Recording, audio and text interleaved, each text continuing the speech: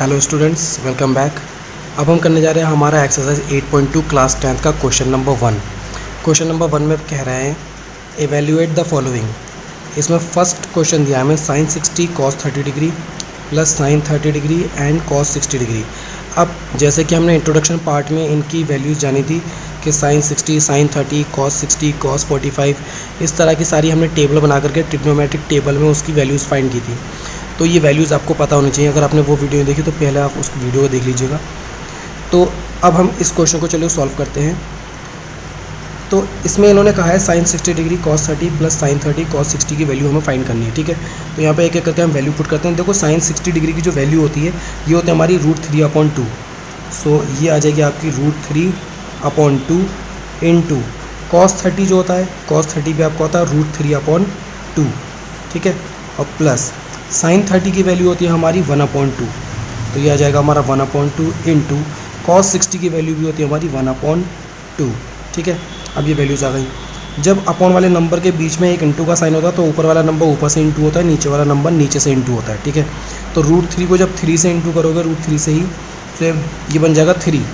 √3 को √3 से इंटू करा, ये बन जाएगा 3 अपॉन में 2 2 ज़ा 4 प्लस अगेन 1 1 ज़ा 2 2 ज़ा, तो 1 1 ज़ा 1 अपॉन 2 2 ज़ा 4। जब अपॉन वाले नंबर के अपॉन में दोनों सेम नंबर होते हैं तो वो एक ही के अपॉन में आ जाते हैं। सो ये एक ही के अपॉन में गया 4, और ये 3 + 1 एज इट इज़ आ जाएगा 3 + 1। ठीक है, तो 3 + 1 ये आ गया आपका 4, और अपॉन में क्या है आपका 4, तो 4 1 ज़ा 4, 4 1 ज़ा 4, तो इसका आंसर आएगा आपका 1, और ये हो जाएगा इस क्वेश्चन का आंसर। अब मूव करते हैं इसके क्वेश्चन नंबर 2 की ओर। अब इसका क्वेश्चन नंबर 2 है हमारे सामने 2 tan² 45 plus cos² 30 degree minus sin² 60 degree. ठीक है, एक एक करके वैल्यू पुट करते हैं। देखो 2 इंटू में है तो 2 ऐसे ही रहेगा।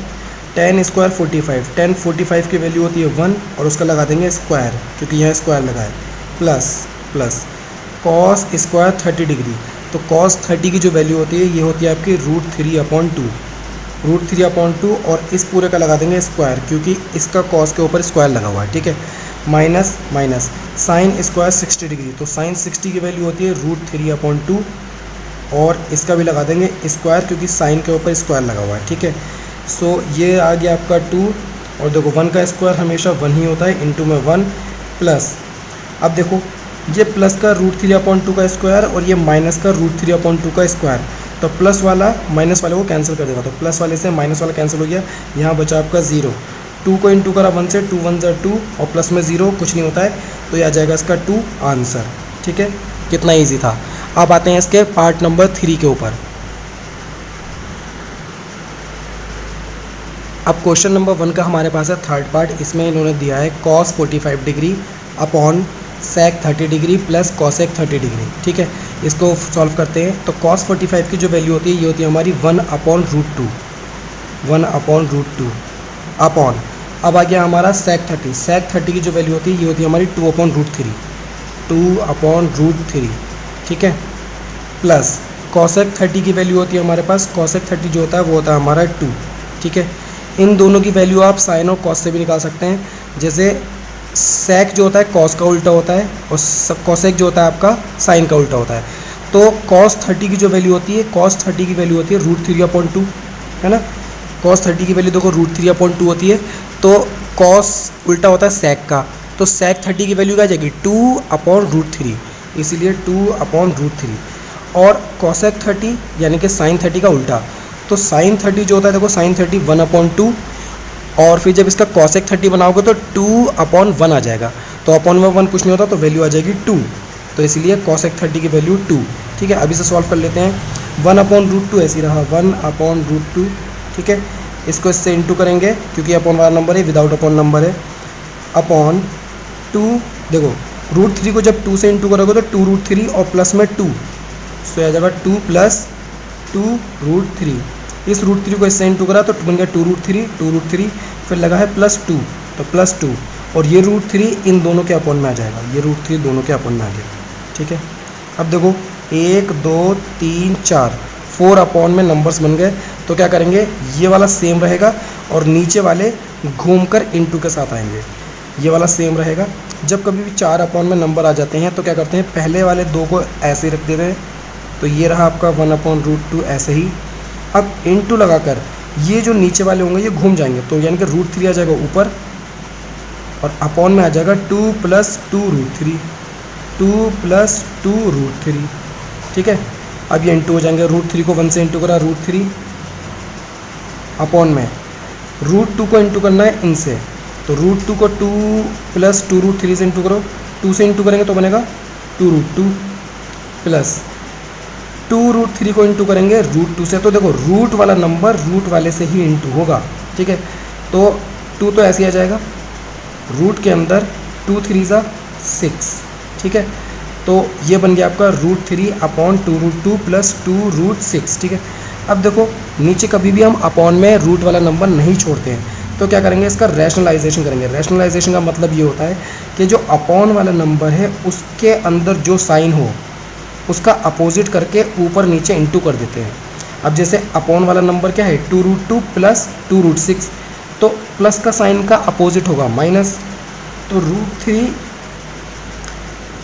√3 आपका ऐसे ही रहा। अपॉन इस नंबर को पहले ऐसे लिख दो 2√2 प्लस 2√6। अब इसका रैशनलाइजेशन करेंगे ना तो इंटू लगा करके जो ये नीचे वाला नंबर है पूरा इसका ये साइन बदल दो, बस प्लस वाला है तो माइनस करेंगे, अगर यहाँ माइनस होता तो प्लस वाला लिखते, तो यहाँ माइनस लगा करके इसी नंबर से ऊपर नीचे इंटू कर देंगे, तो आ जाएगा 2√2 माइनस 2√6। ऊपर इंटू कर दिया, अब नीचे भी कर दो 2√2 माइनस 2√6। ठीक है, इसको बोलते हैं रैशनलाइजेशन। ठीक है, तो यहाँ पे ये हमने कर दिया रैशनलाइजेशन इसका। अगर यहाँ माइनस होता तो यहाँ प्लस आता। ठीक है, जो साइन होगा उस साइन का अपोजिट ला करके ऊपर नीचे इंटू कर देते। ठीक है, अब हम क्या करेंगे, ये नंबर अलग बन गए सब, अब कर देंगे इनको इंटू। √3 इंटू होगा इस पूरे नंबर से और ये नंबर होंगे आपस में इंटू। अब देखो √3 इसके साथ इंटू में आ जाएगा 2√2 माइनस 2√6, 2√2 माइनस 2√6। इसके अपॉन में देखो 2√2 प्लस 2√6, 2√2 माइनस 2√6, ये बन गया a प्लस बी और a माइनस बी। ये फॉर्मूला बन गया आपका। एक फॉर्मूला होता है आपका a प्लस बी और a माइनस बी। इसका जो फॉर्मूला होता है ये होता है a² माइनस b²।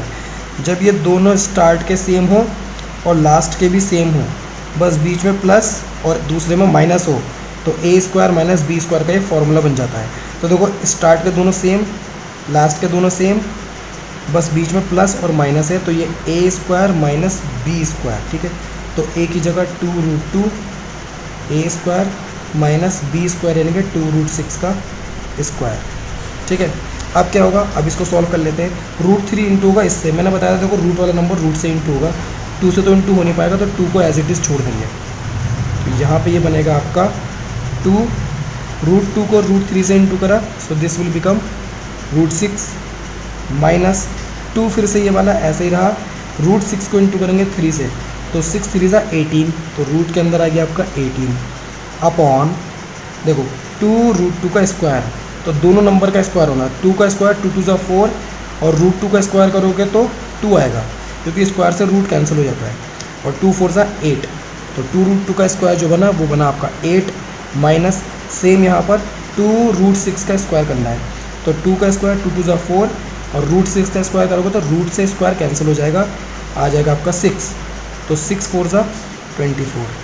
ठीक है, तो माइनस का आ गया आपका 24। ठीक है, अब देखो यहाँ पर 2 कॉमन है, पहले नीचे वाले को माइनस कर लो, 2√6 माइनस 2√18। ठीक है, अपॉन में 24 में से 8 माइनस करा तो आएगा आपका 16 माइनस का। ठीक है, अब यहाँ माइनस 16 बचा, तो यहाँ से क्या करो माइनस का 2 कॉमन ले लो। ठीक है, तो माइनस का 2 जब कॉमन निकालोगे तो ये माइनस वाला 18 बन जाएगा प्लस का। ठीक है, और ये प्लस वाला 6 बन जाएगा रूट वाला, ये माइनस का बन जाएगा। ठीक है, और अपॉन में माइनस का 16 ऐसे ही रहा, माइनस से माइनस कैंसिल करा, 2 1 ज़ा 2 और 2 8 ज़ा 16। अब यहाँ बन गया रूट के अंदर 18 माइनस √6 अपॉन में 8। ठीक है, अब देखो ये 18 अभी ब्रेक हो सकता है, क्योंकि 9 × 2 और 9 का स्क्वायर रूट निकल आएगा। तो 9 इंटू 2 कर दिया हमने, 18 को ब्रेक कर दिया, माइनस में √6 और अपॉन में आपका 8। 9 का जो स्क्वायर रूट होता है, यानी कि रूट के अंदर अगर 9 होता है तो वो 3 होता है, तो 3 आ गया बाहर ये इसकी वैल्यू, और अंदर बचेगा रूट के अंदर 2, तो 3√2 माइनस √6 और अपॉन में आपका 8, और यही हो जाएगा आपका इस क्वेश्चन का आंसर। ठीक है, अब मूव करते हैं हम क्वेश्चन नेक्स्ट की ओर। ठीक है, दूसरा क्वेश्चन करते हैं अब हम। ओके, अब हमारे पास है इस क्वेश्चन का पार्ट 4। इसमें कह रहे हैं sin 30 plus tan 45 minus cosec 60 upon sec 30 plus cos 60 plus cot 45। ठीक है, अब हम इसको सॉल्व करते हैं। देखो sin 30 की वैल्यू होती है 1/2, तो आ गया 1/2 प्लस tan 45 हमारा होता है 1 माइनस cosec 60 होता है हमारा 2/√3, 2/√3। ठीक है, जैसे sin 60 होता है हमारा √3/2, तो cosec 60 हो जाएगा 2/√3, उसका अपोजिट हो जाएगा, 2 ऊपर √3 नीचे। अब यहाँ अपॉन देखो sec 30 की वैल्यू ये अगेन 2/√3 होती है, 2/√3। कैसे, cos 30 होता है हमारा √3/2, तो √3/2 का उल्टा 2/√3, क्योंकि sec जो होता है वो cos का उल्टा होता है और cosec जो होता है sin का उल्टा होता है। अब प्लस cos 60 आपका होता है 1/2 और प्लस में आपका cot 45 1, क्योंकि tan 45 और cot 45 सेम होते हैं, है ना, तो 1। अब इसको सॉल्व कर लीजिए। देखो पहले इन दोनों को सॉल्व करो और यहाँ पर इन दोनों को सॉल्व करो।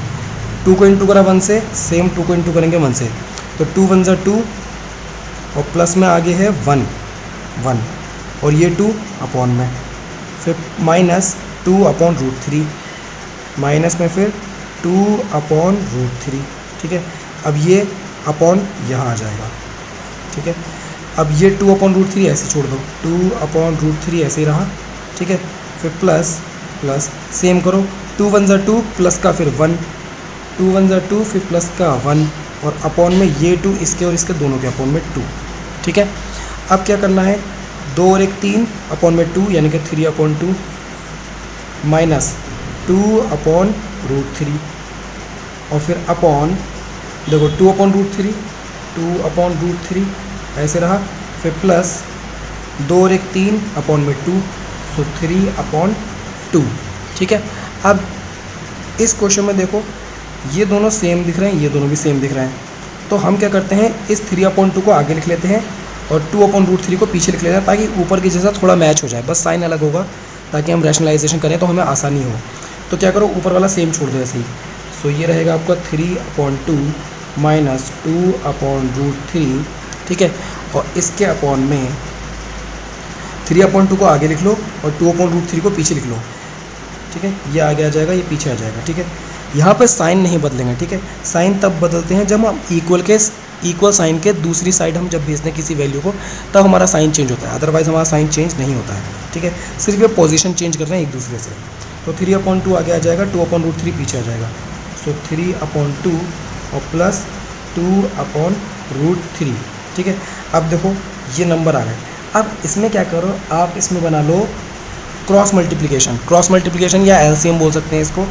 जब अपॉन वाले 2 नंबर होते हैं तो ये नंबर इससे इंटू करो, ये इससे करो और ये इससे करो, या फिर इसे नॉर्मल भाषा में हम एलसीएम भी बोलते हैं। ठीक है, ये क्रॉस मल्टीप्लिकेशन यहाँ भी होगा क्योंकि 4 नंबर्स अपॉन में है। ठीक है, तो अब देखो ये क्या बनेगा, यहाँ पर √3 को 3 से इंटू करा, सो दिस विल बिकम 3√3 और बीच में है माइनस 2 को 2 से इंटू करा, 2 2 ज़ा 4 अपॉन में, फिर 2 को √3 से इंटू करोगे तो 2√3। अब ये अपॉन नीचे भी सेम, √3 को 3 से इंटू करा, 3√3 और फिर बीच में प्लस और 2 को 2 से इंटू करा, 2 2 ज़ा 4 और पूरे के अपॉन में 2 को √3 से इंटू करा, 2√3। ठीक है, 2√3 से 2√3 कैंसिल, अब बचा ये ऊपर वाली वैल्यू और नीचे वाली वैल्यू, सो ये आया आपका 3√3 माइनस 4 अपॉन 3√3 प्लस का 4। ठीक है, अब हमने जाना था कि कभी भी अपॉन में हम रूट वाली वैल्यू नहीं छोड़ते हैं, तो इसका करेंगे हम रैशनलाइजेशन। और रैशनलाइजेशन में मैंने बताया था कि जो अपॉन में कोई भी नंबर हो उसका जो साइन होगा उसका साइन को अपोजिट कर देना। जैसे प्लस है तो यहाँ पर माइनस होगा, और अगर यहाँ माइनस होता तो प्लस होता, तो ऊपर नीचे उससे इंटू कर देते हैं। तो ये 3√3 + 4 है, इसका अपोजिट 3√3 - 4, उससे ऊपर नीचे इंटू कर देंगे। तो यहाँ लिख देंगे बाय रैशनलाइजिंग।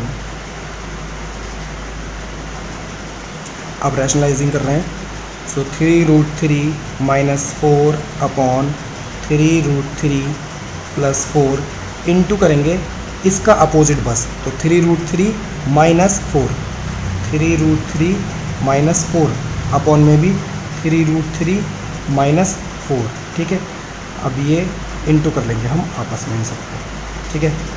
अब देखो ये नंबर इसी के जैसा है, तो कभी भी एक नंबर को उसी सेम नंबर से इंटू करें तो उसका स्क्वायर बन जाता है। सो 3√3 - 4 का बन जाएगा यहाँ स्क्वायर, अपॉन में a + b a - b, तो ये बन जाएगा आपका a² - b स्क्वायर, जो अभी इससे पहले वाले क्वेश्चन में हमने किया था a + b a - b का फॉर्मूला यूज़ हो गया है यहाँ पे, ठीक है। तो अब इसको सॉल्व कीजिए। देखो a - b का होल स्क्वायर, a - b के होल स्क्वायर का जो फॉर्मूला होता है आपका, ये होता है आपका a² + b² - 2ab, ठीक है। अब यहाँ पे इसी फॉर्मूले को पुट कर देंगे, यानी कि a की जगह आएगा 3√3 और b की जगह आएगा आपका 4। तो यहाँ पे आपका देखो a² फिर प्लस b², तो a की जगह 3√3 a² प्लस b की जगह 4 स्क्वायर, फिर -2ab, -2a की जगह 3√3 और b की जगह आपका 4, ये फॉर्मूला यूज़ हो गया। अपॉन, अब देखो a² - b² का फॉर्मूला यहाँ भी ओपन कर दो, तो 3√3 का स्क्वायर करना है। तो 3√3 का जब स्क्वायर करोगे तो पहले 3 का स्क्वायर, 3 3 = 9 इंटू फिर √3 का स्क्वायर, √3 का स्क्वायर करोगे तो स्क्वायर से रूट कैंसिल हो जाएगा, बचेगा 3 और 9 3 = 27, तो ये 27 आएगा, माइनस 4 का स्क्वायर 4 4 = 16, तो ये आ गया आपका 16, ठीक है। अब 3√3 का स्क्वायर यहाँ ओपन करो 27, जैसे यहाँ ओपन किया था 27, फिर प्लस 4 4 = 16 माइनस, देखो 2 3 = 6 और 6 4 = 24 और साथ में √3 अपॉन 27 में से 16 माइनस करना है ना, साथ में 6 गया 1, 2 में से 1 गया 1, यानी कि 11 बचा नीचे। अब देखो ये और ये नंबर ऐड करने, तो देखो 7 6 13 का 3 कैरी लगाया 1 1 और 1 2 और 2 4 43 माइनस 24 और साथ में इसके √3 और अपॉन में 11, और यही हो जाएगा इस क्वेश्चन का हमारा आंसर, ठीक है। अब मूव करते हैं हम क्वेश्चन नंबर 5, जो हमारा फर्स्ट क्वेश्चन का लास्ट पार्ट है, इसको करते हैं। चलिए अब हमारे पास है इस क्वेश्चन नंबर 1 का 5th पार्ट। तो इसमें कह रहे हैं 5 cos square 60 degree plus 4 sec square 30 degree minus 10 square 45 upon sine square 30 plus cos square 30। अब हम इसको सॉल्व करते हैं, तो 5 इंटू में है तो 5 ऐसे रहा, कॉस स्क्वायर 60, कॉस 60 की वैल्यू 1/2 और उसके ऊपर स्क्वायर, क्योंकि कॉस के ऊपर स्क्वायर लगा है, प्लस 4 sec स्क्वायर 30, sec 30 जो cos 30 होगा उसका अपोजिट, cos 30 होता है आपका √3/2, तो ये बन जाएगा आपका 2/√3 और इसका स्क्वायर माइनस 10 स्क्वायर 45, 10 45 की वैल्यू 1 और 1 का साथ में स्क्वायर, क्योंकि 10 के ऊपर स्क्वायर लगा है, अपॉन साइन स्क्वायर 30, साइन 30 की वैल्यू 1/2 और उसका square plus cos square 30, cos 30 की वैल्यू √3/2 और उसका स्क्वायर, ठीक है। सबकी वैल्यू पुट कर दी। अब हम इनके स्क्वायर सॉल्व करते हैं, तो ये बनेगा आपका 5 1/2 का स्क्वायर, तो 1 का स्क्वायर 1/2 का स्क्वायर 2 2 = 4 प्लस 4 ऐसे ही रहा, 2/√3 का स्क्वायर, तो 2 का स्क्वायर 2 2 = 4 अपॉन √3 का जब स्क्वायर करोगे तो स्क्वायर से रूट कैंसिल हो जाएगा, खाली 3 बचेगा, तो आ जाएगा 3 माइनस 1 का स्क्वायर 1 पूरे में, फिर अपॉन 1/2 का स्क्वायर, तो 1 का स्क्वायर 1/2 का स्क्वायर 2 2 = 4 प्लस √3/2 का स्क्वायर, तो पहले √3 का स्क्वायर फिर अपॉन में 2 का स्क्वायर, √3 का जब स्क्वायर करोगे तो स्क्वायर से रूट कैंसिल हो जाएगा, खाली 3 बचेगा, सो आएगा 3 और अपॉन में 2 का स्क्वायर 2 2 = 4, ठीक है। अब यहाँ देखो ये 5 इंटू हो रहा है इससे, तो ऊपर वाला नंबर ऊपर से इंटू होता है, नीचे वाला नंबर नीचे से। तो 5 के अपॉन में तो कोई नंबर नहीं है, खाली 5 1 से इंटू हो जाएगा। तो 5 1 ज़ा 5 और अपॉन में 4 प्लस सेम 4 को करोगे इंटू 4 से, 4 4 ज़ा 16 अपॉन में 3 माइनस में फिर आपका 1। और यहाँ अपॉन में देखो, जब अपॉन में दोनों में सेम नंबर होता है तो एक ही के अपॉन में आता है और ऊपर वाले नंबर एक ही के ऊपर आ जाते हैं। सो यहाँ अपॉन में आ जाएगा 4, ये दोनों एक ही अपॉन में, प्लस 1 प्लस 3, 1 प्लस 3। ठीक है, अब देखो यहाँ ये अपॉन वाला नंबर, ये भी अपॉन वाला नंबर, इसको कर दो क्रॉस मल्टीप्लाई। 3 को करोगे 5 से इंटू, प्लस 4 को करोगे 6 से इंटू, और 4 होगा 3 से इंटू। तो 3 5 ज़ा 15 प्लस 16 को करना है 4 से, 16 4 ज़ा 64, 16 4 ज़ा 64 और अपॉन में 4 को करेंगे 3 से इंटू, तो 4 3 ज़ा 12। आगे से लगा है -1 ये वाला, और फिर पूरा अपॉन, ये आ गया पूरा अपॉन 4 ऐसे ही रहा, 3 और 1 4 अपॉन में 4, तो 4 अपॉन में 4।